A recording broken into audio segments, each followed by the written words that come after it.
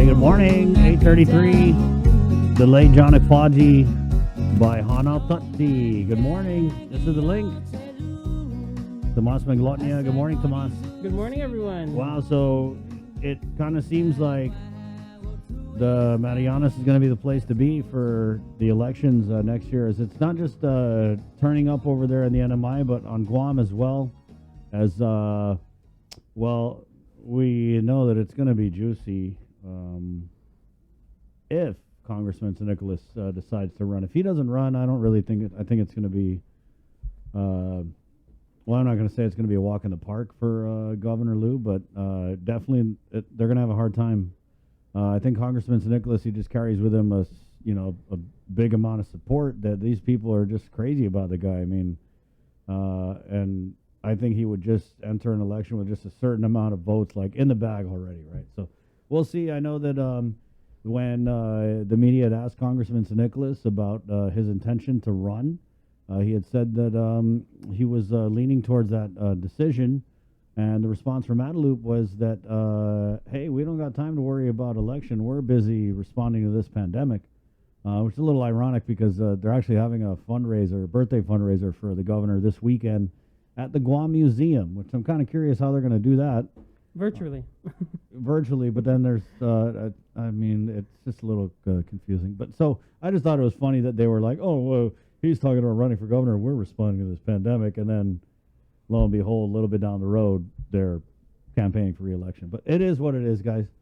8:34. So, yeah, it's going to be juicy on Guam. We haven't even started talking about the Republicans. Everyone throws out Frank Blas Jr.'s name. I don't know if that's as a number one or as a number two, but I think the Republicans definitely got some figuring out to do if they're going to even run anybody. Right? I don't know, because with the Governor Liu and Lieutenant Governor Josh, I mean, they are making the moves right now, right? The village meetings are fire. They're hiring their generals into the government of Guam. They're having fundraisers, so they're definitely going to be, as the incumbent always is, the team to beat next year. And then over in the NMI, currently the sitting governor, Ralph Torres, Republican, is the center of these proceedings. Yes, of the legislative probe that we've been reporting on that's been ongoing for over a year now, I think. But Chris, before we get to that, I did want to wish all of our viewers in the CNMI a happy Citizenship Day. That's right. Can you explain what that is? Because I saw there was a release from Governor Torres. I had no idea what it is. Yeah, so just wanted to share this message from the mayor of Tinian, Ed Aldon, who's been on our show a few times before. He goes, on this day, nearly 35 years ago, the people of the Marianas became official citizens of the United States. We remain thankful to be citizens of a great nation, but more importantly, we acknowledge the strong relationship between the Commonwealth and its federal partners. Happy Citizenship Day, Marianas. Stay safe and enjoy your day. That coming from the office of the mayor of Tinian, Ed Aldon. So, happy Citizenship Day, and yeah, I think government's out for work today. So it's holiday. Yeah. Nice. Yeah, and so what we're talking about with Governor Ralph Torres, kind of the center of these, and this probe, it's like pretty crazy. I mean, there's allegations that he was, I guess he raises pigs, and there are allegations that his power was being covered, right, all covered by the taxpayers of the NMI. And then there was like questionable travel. First class travel. Wasn't there something trips, using the Harbor Patrol boat to go fishing? Personal security detail, all of that. What is with the hot Cheetos? What is with the hot Cheetos? Is there some kind of Cheetos? Just regular Cheetos? With the Cheetos? I don't know. Yeah. Yeah, so I think that might be pennies compared to everything the power bill that people are talking about. Okay, so that's going on with Governor Torres, and then meanwhile, his lieutenant governor, who we had on the show last week. Yeah, I know you're trying to hurry this along, but it's just crazy to me. I mean, Lieutenant Governor Palacios came out and was like, I'm running for governor, screw this. Well, I didn't throw him under their bus, he ran in front of it. I don't want no more, I want to do my own thing. And then now we have the Democrats. The Democrats last night coming out with a huge announcement that Representative Tina Sablan is their candidate for the governor in 2022, and also Just new news as well, but something that's expected. Kilili is their candidate for U.S. delegates. Because there was rumors, and he had even said, like, I Yes, might even he run for did. governor. Yes, right? lots of serious considerations, right? And he was seriously considering that too. And so, yeah, he decided to stay in the U.S. Congress. I mean, Right. I think if the leadership that he brings to the U.S. House, it might not come as much of a surprise to you. Yeah, it's I mean, he does bring a lot to the table, and he does a lot of heavy lifting down there in Congress, not just for the NMI but also for Guam. So yeah, I'm kind of glad that he's staying there. So let's get into it now. It's a three-way. It's going to be a three-way race. We've got the Republicans, the Independents, and then the Democrats. And now we're bringing on the Democratic Party chair. Yes, we have the NMI Democratic Party chair, Nola Hix. Nola, are you there? Can you hear us? Thanks for joining us. Yes, I can. Thank you so much for having me. And let's just start with the big announcement from last night. We're sharing the release on our screen right now with Tina Sablan accepting the gubernatorial nomination for the Democratic Party. Let's start there. What are your initial comments or reactions to that? Obviously, you knew before everyone else did. Oh, definitely. I mean, we're really excited, and it's funny. It's funny that you guys can you guys hear me? Are we good? Yes. Okay. It's funny that you guys were going over the JGO investigations because, seriously, we've been actually looking for a governor since March. We've been in talks about our governor, who the governor would be, who our potential candidates would be, and Kilili was actually at the top of our list. I'm sure you guys have saw that the Democratic Party was endorsing him to be governor because we knew that he could run unopposed. So we had been in discussions about this gubernatorial candidacy since March, and when the JGO investigations had begun, I felt that the optics of just trying to do this probe while campaigning for governor just wouldn't look right. So we put everything on hold, and then eventually all the revelations of everything that you guys have just talked about and then some came to light. So we were like, okay, November's coming up. We'll be 1 year into the elections.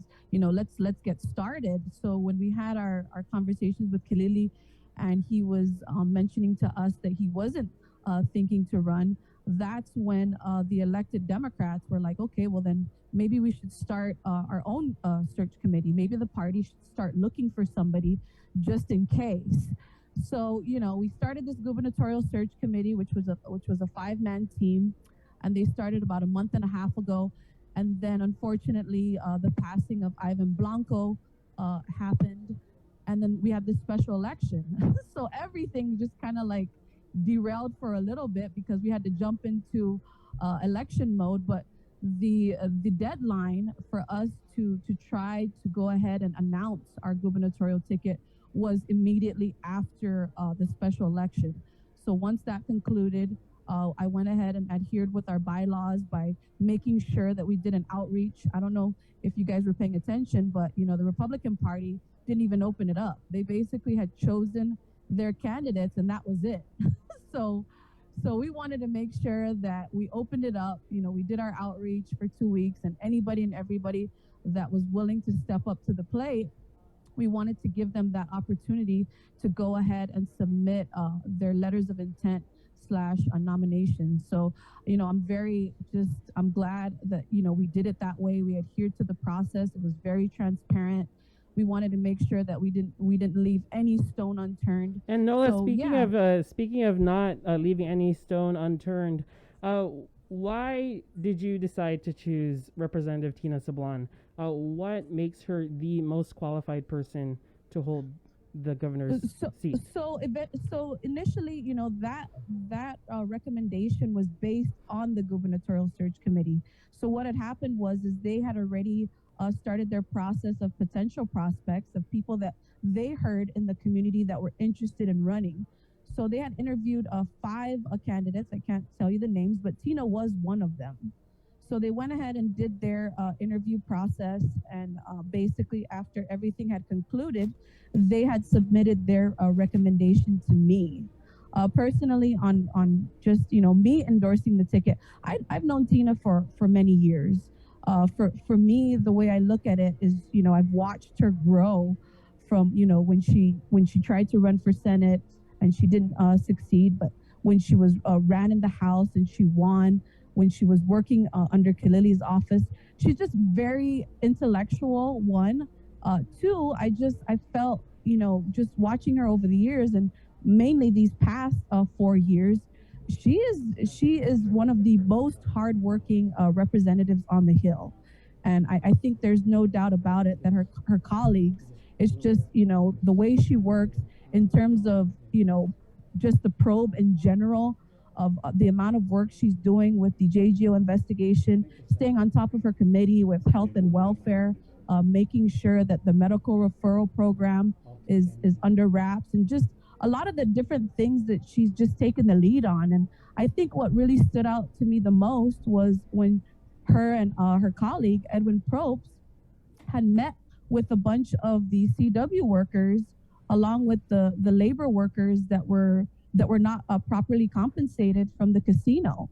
A lot of these Turkish workers that were abandoned by the casino, and when her and Ed had reached out to these Turkish labor workers that were stranded on Saipan, I saw a different side of Tina. So it's not just in her performance and the work that she does on the Hill, but it's also the way she resonates with people that are really struggling. And a lot of our island residents have been struggling with this with this pandemic. With the PUA assistance.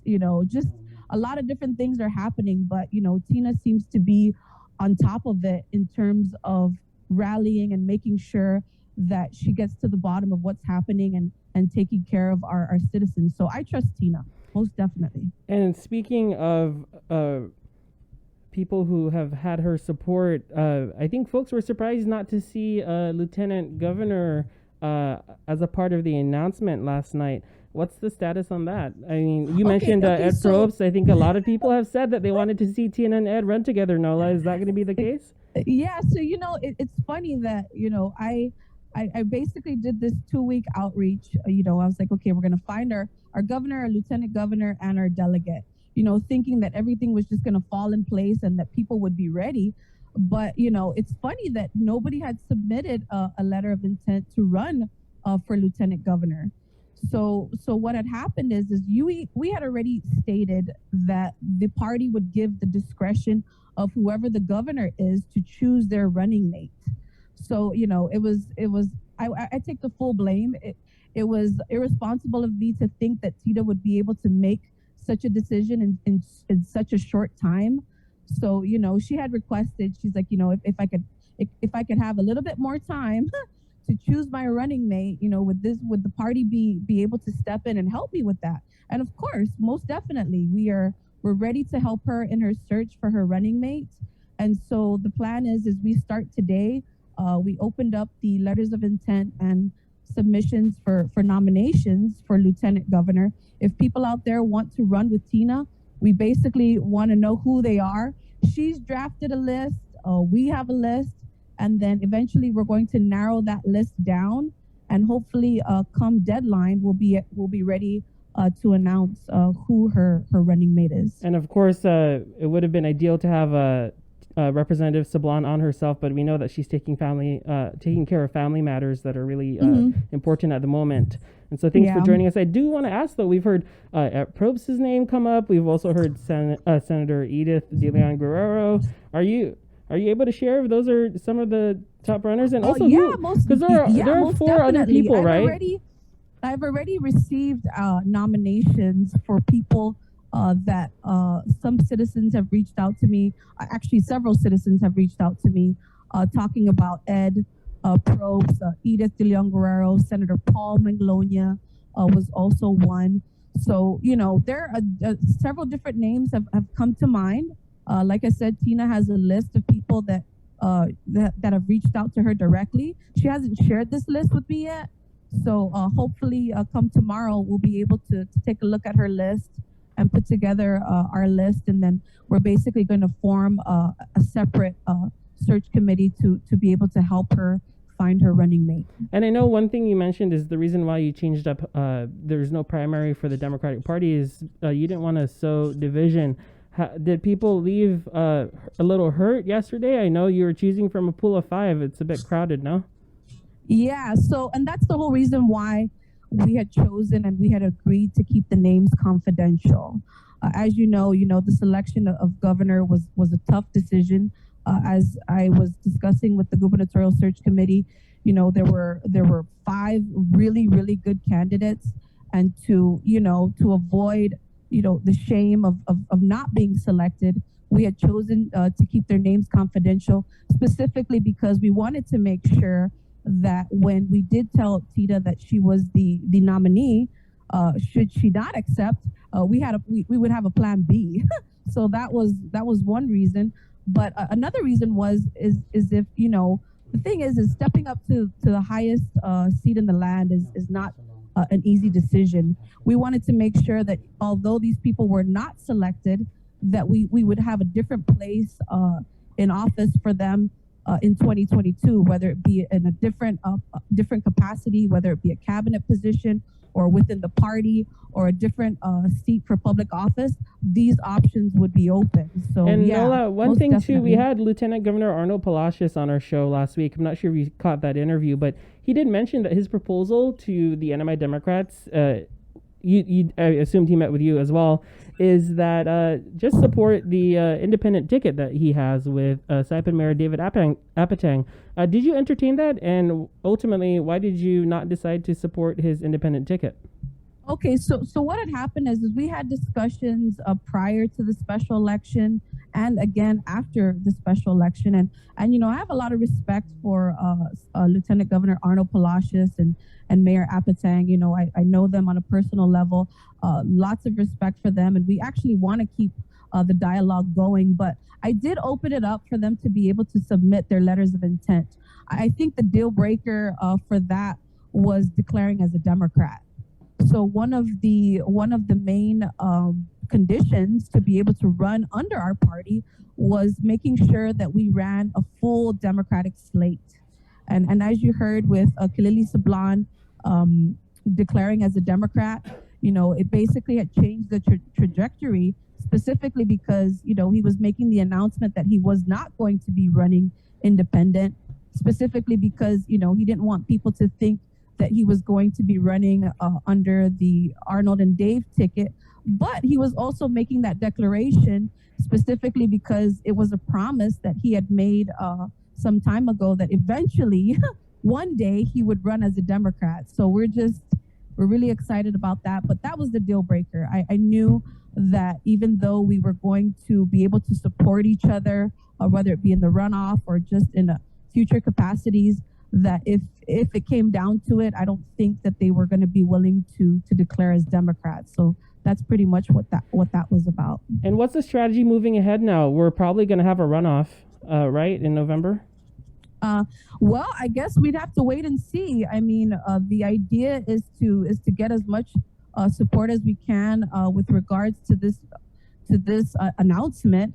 First off, it's Citizenship Day. We wanted to make sure that the people of the CNMI could not just celebrate the holiday in general, but celebrate this good news that we have ahead of us. But, we have to make sure that, moving forward all the way until the 20th of this month, that we make a clear and sound decision on who her running mate is going to be, because I think that would definitely send a strong message and set the tone for how this runoff election is going to happen. And so we just have to wait and see. And I did want to just wrap up here by talking about, I did attend the press conference that you had at the Hyatt a few weeks ago when you were first announcing the search. And one thing that was mentioned was the significance of the special election in terms of voting blocks and outreach. What's the strategy moving forward? So we definitely want to be able to use the same strategy as we used with Karina. Now, as you know, Karina was able to win by a landslide. As you can see, the strategy has always been to take down corruption. We ran off the campaign of good governance because good governance has been lacking for several years now, and I've been screaming and protesting and doing all sorts of things just to wake our voters up. So this is a turning point. I think the results of that election sent a clear message that a lot of people have had enough, and that's pretty much the strategy. The strategy is to make sure that voters are informed on the issues, to make sure that voters take their frustrations to the ballot box and start voting for candidates that are actually going to represent them and not mistreat them. So that's been the goal since day one, is just to keep voters informed on the issues that are surrounding them. We want to make sure that we have a great platform that they can resonate with. But at the same time, I think like I said, the strong message is making sure that the good governance continues, not just in 2022, but in the future as well. We have a lot of work to do. All right. Thank you so much, Nola. I appreciate your time. And once again, the Congresswoman Tina Sablan, House of Representatives, not able to join us, but did want to read her statement. A part of her statement, she says, quote, here, I am ready and willing to serve you, the people of the Commonwealth, as that kind of governor. We have so much work to do to clean up our government and our islands, build an economy that raises everyone up, and chart a new path forward for a healthier, safer, fairer, and more beautiful Commonwealth that we can all be proud of. That, again, coming from Representative Tina Sablan herself. And just joining us, you're hearing from CNMI Democratic Party Chair Nola Hix. Thanks so much, Nola. I appreciate your time. Thank you so much, guys. And Viva Guam, Viva Marianas. There you go. Thank you, Nola. We got that on tape, right? Viva Guam. Yes, we did. One Marianas. There you go. 8:55. It's Thursday, November 4th. Yeah, Thomas. So it sounds like it's going to be pretty juicy. Yes, it will be. And I mean, I don't even know where to start. There's like 5 campaigns going on right now, and so we're of course gonna try and get a comment from Representative Sablan once she's available, and all the other. We had Lieutenant Governor Arnold Palacios on the show, Representative Sablan, and since I started working here, I've been wanting to interview Governor Ralph Torres on the show as well. So we're going to continue. I did put out the ask. I put out an ask to Kevin, who's the spokesperson the for press secretary. Right. Yes. Yeah. And I guess they're looking at it. But I wanted to ask about Congresswoman Sablan. Where is she? She like the top vote getter? Well, we know that she's held, like as Tina was outlining, held a seat in the House before. I think a lot of people also know her as a former TV journalist as well, who covered a lot of the impeachment of Governor Fithiel as well. And so she came from the media. I mean, from different places. Her background is in the environment in terms of her academics as well. And so we're gonna have a lot more about her and more developments from the CNMI politics on tonight's show. Right on. Sounds good. Thanks, Chris. Thanks, Tomas. Daily question, anything? Yeah, we do. We have we got a lot of responses yesterday from our daily question. Yesterday we asked, this was before the full approval was given, so we asked, will you get your children ages 5 to 11 vaccinated? And of course, as we've been reporting, the CNMI is rolling out 2,700 doses, and they're planning to vaccinate children this Saturday at the Multipurpose Center. So we keep rubbing it in. Just reporting the news here. And Reina on Facebook says, nope, I haven't read any articles on side effects. I'm a parent who's vaccinated but won't let my 6-year-old get it at this time. Over on our Facebook page, lots of no's. Just nope, no exclamation point, multiple exclamation points. I think most of the comments, if we were to look at this unscientific poll on our Facebook page, say no. A lot of hard no's. Lots of hard no's. Barbara also commenting though, yes, as soon as possible. Some people looking forward to that. And on our Instagram page, someone writing, protecting your kids should be instinct, neglecting science is naive. Jeremy writes on our Instagram, and sharing some of the direct messages that we got as well. Someone writing, are you out of your mind? Hell no. And then also on our Instagram, lots of yeses as well, scattered throughout the comments. And wanted to share this last comment with you.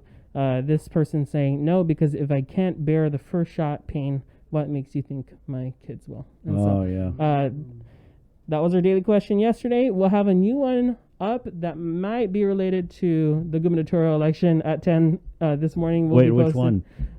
You'll have to wait and see at 10. Right, there you and go. if you missed that, it'll be on prime time. And as always, we'll share your responses on the link tomorrow. Right. You'd think with all this hesitancy, I mean, I know it's an unscientific poll, but in just asking around, there does seem to be a lot of, I mean, there's a lot of parents who are like, yeah, we're going to get them. No worries, right? But, I mean, just based on our responses, do you think that there should be, there should have already been, or should there be an effort underway to kind of promote?